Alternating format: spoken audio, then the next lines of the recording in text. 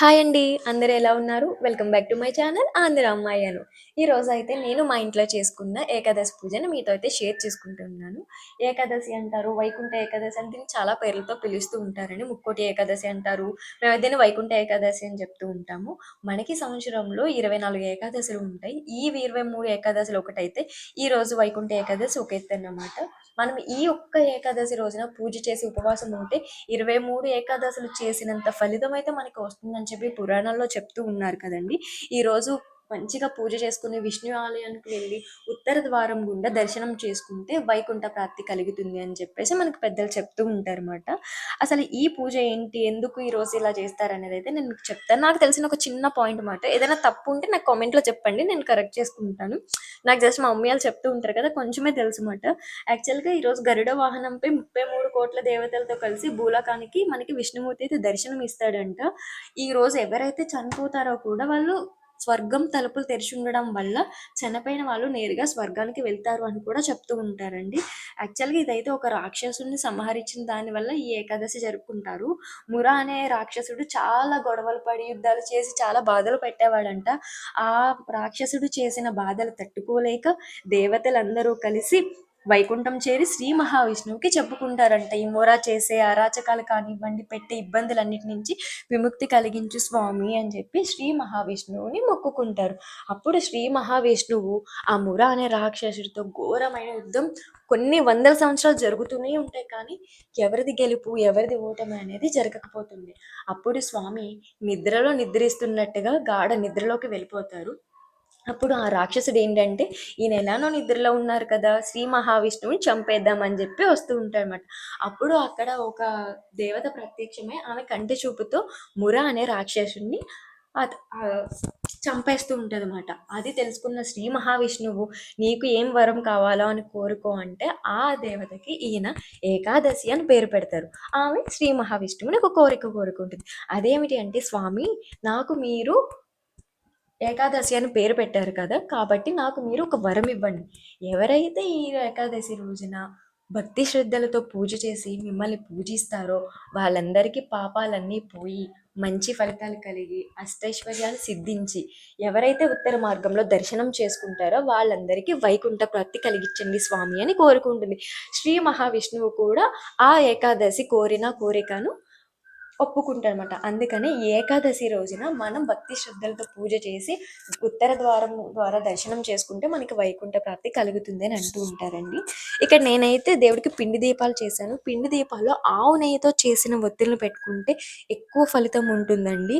మీకు అందరికీ తెలుసు కదా, మనం ఆవుని గోమాతని ఎంత ప్రత్యేకంగా పూజిస్తామో మన హిందూస్ సకల దేవతలు కొలువై ఉంటారు కాబట్టి, అందుకే ఆవు పేడ, ఆవు పాలు, ఆవు నెయ్యి అన్నిటికీ కూడా పూజలో ప్రత్యేకమైన స్థానం ఉంటుందండి.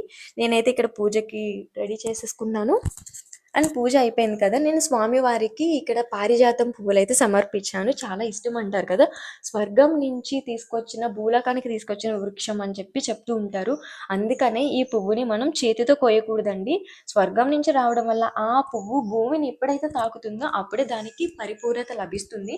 అందుకని కింద నేలని తాకిన పువ్వులను మాత్రమే మనం పూజలో ఉపయోగిస్తాం అన్నమాట. శ్రీ మహావిష్ణువు లక్ష్మీదేవి ఫోటో ఒకటి పెట్టుకున్నాను. లక్ష్మీదేవి ఒక ఫోటోని పెట్టానండి. మీకు నేను మొన్న షార్ట్లో చెప్పాను కదా, వాడపల్లి నుంచి వెంకటేశ్వర స్వామి విగ్రహాన్ని అయితే తెచ్చుకున్నాను నేను.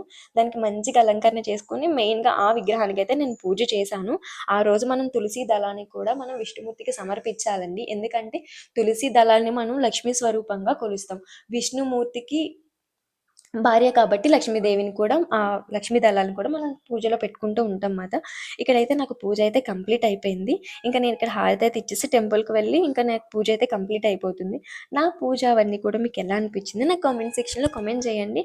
అండ్ మళ్ళీ ఇంకొకసారి చెప్తున్నాను, నేను చెప్పిన స్టోరీలో ఏదైనా మిస్టేక్ ఉంటే నాకు కామెంట్ సెక్షన్లో కొంచెం చెప్పండి, నేను కరెక్ట్ చేసుకుంటే. అంత పర్ఫెక్ట్గా నాకు అన్నీ తెలియదు, తెలిసినంత వరకు అయితే చెప్పడానికి ట్రై చేశాను అనమాట నేను.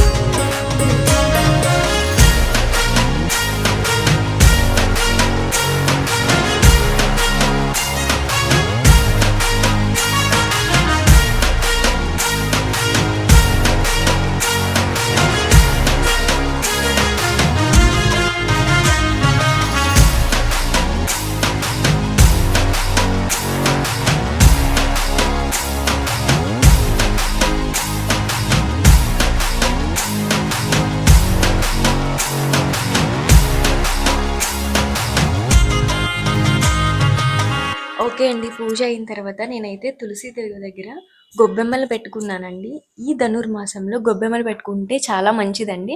అండ్ ఇక్కడ ఇంకొక ఇంపార్టెంట్ మ్యాటర్ ఏంటి అంటే, గొబ్బెమ్మలు పెట్టుకోవడానికి ఆనవాయితీ ఉంటదా అని చాలా మందికి డౌట్ ఉంటది. పూజలు చేయడానికి ఆనవాయితీలు, ఆచారాలు అవేమీ ఉండదండి. మనస్ఫూర్తిగా మనం దేవుని కొలవడానికి ఆచారాలు, ఆనవాయితీలు ఏం అవసరం లేదు. మనకి చేసుకోవాలనే భక్తి భావన ఉంటే సరిపోతుంది మాట. మనం ఆ గొబ్బెమ్మల్ని రకరకాలుగా పిలుస్తాడు. మధ్యలో ఉండేది తల్లి గొబ్బెమ్మ, చుట్టూ ఉండేవి పిల్ల గొబ్బెమ్మలు అని అంటూ ఉంటారు.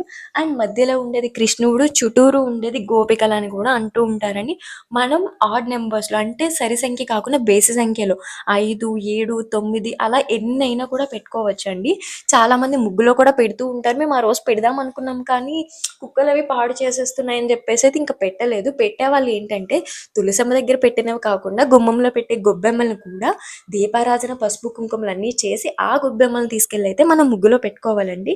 ఇక్కడైతే ఇంక హారతి ఇచ్చేసాను. గొబ్బిళ్ళు ఎప్పటినుంచో పెట్టుకోవాలనుకుంటున్నాను కానీ 3 ఇయర్స్ నుంచి ఇంకా హైదరాబాద్ కదా! మాకక్కడ దొరకదమాట.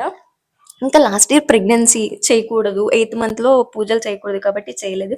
సో, చూసారా ఎంత నిండుగా, ఎంత కళగా ఉన్నాయంటే, ఆ గొబ్బెమ్మలను కూడా మనం మనస్ఫూర్తిగా ఏం కోరుకున్నా కూడా జరుగుతుంది అని చెప్పి అంటూ ఉంటారన్నమాట. నా వీడియో మీకు నచ్చినట్టయితే లైక్ చేసి, కామెంట్ చేసేయండి. బాయ్.